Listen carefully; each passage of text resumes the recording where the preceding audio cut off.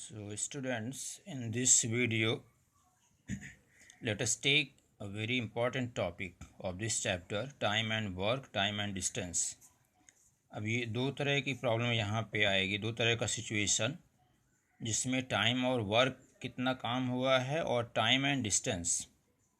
Specially हम लोग इस तरह की सिचुएशन को यहाँ पे पढ़ेंगे और यहाँ पे कुछ इम्पोर्टेंट फैक्ट्स दिया हुआ है जिसको आपको याद रखना है। एज यू नो, ये पता है हमको, बट फिर एक बार फिर से इसको समझ लेना है।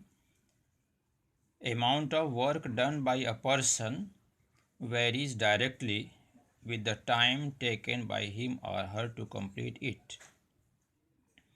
इसमें बोला है कि अगर कोई एक आदमी किसी काम को करता है तो वर्क डन एंड टाइम इन दोनों में डायरेक्ट वेरिएशन होगा। अगर सिंगल पर्सन कोई काम को करता है, डायरेक्टली वेरीज डायरेक्टली मतलब कि अगर वर्क डन ज़्यादा होगा, ज़्यादा काम होगा तो टाइम भी ज़्यादा लगेगा, या ज़्यादा टाइम में ज़्यादा काम होगा, है ना। एक ही आदमी अगर किसी काम को करता है तो ज़्यादा दिन तक करेगा तो ज़्यादा वर्क होगा, है ना। और ज़्यादा वर्क करने के लिए उल्टा बोलेंगे तो ज़्यादा वर्क करने के लिए उसको टाइम ज़्यादा चाहिए। मतलब दोनों चीज़ यहाँ पे इंक्रीज़ कर रही है या दोनों डिक्रीज़ करेगी, तो यहाँ पे क्या होगा, डायरेक्ट वेरिएशन होगा। ये हाईलाइट कर दिया है कि यहाँ पे कौन कौन सी quantity, work done and time, इन दोनों के बीच में डायरेक्ट वेरिएशन होगा अगर उस काम को करने के लिए एक ही person, by a person. Clear.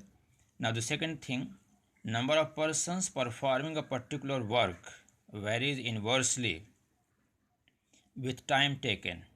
अब यहाँ पे देखिए थोड़ा सा चेंज कर दिया, यहाँ पे था सिंगल पर्सन, यहाँ पे नंबर ऑफ पर्सन्स।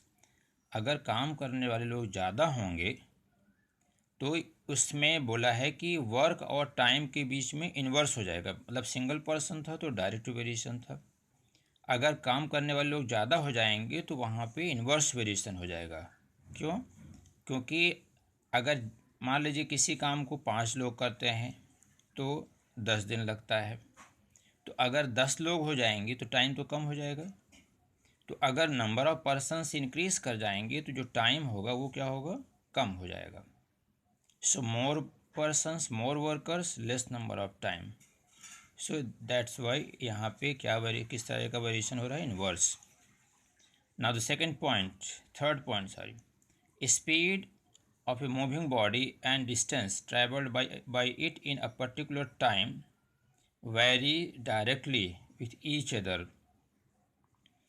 यहाँ पे बोला है कि स्पीड और डिस्टेंस में डायरेक्ट वेरिएशन होगा। इसको तो हम लोग कर भी चुके हैं। मोर स्पीड, तो डिस्टेंस अगर हमको ज़्यादा मतलब दूर जाना है तो more speed of a moving body and distance travelled bye it in a particular time, मतलब किसी एक ही मतलब निश्चित टाइम में ज़्यादा हम स्पीड बढ़ा देंगे तो ज़्यादा दूर तक जाएंगे। टाइम हमारा फिक्स है, 5-6 मिनट है मान लीजिए।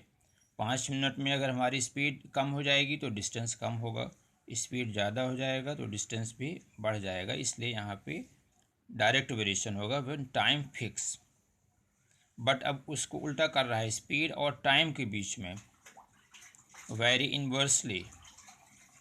स्पीड और डिस्टेंस में डायरेक्ट वेरिएशन था फिक्स टाइम में, बट अगर स्पीड और टाइम को साथ में ले लिया जाए तो अब इसको ऐसे बोल सकते हैं, मोर स्पीड लेस टाइम।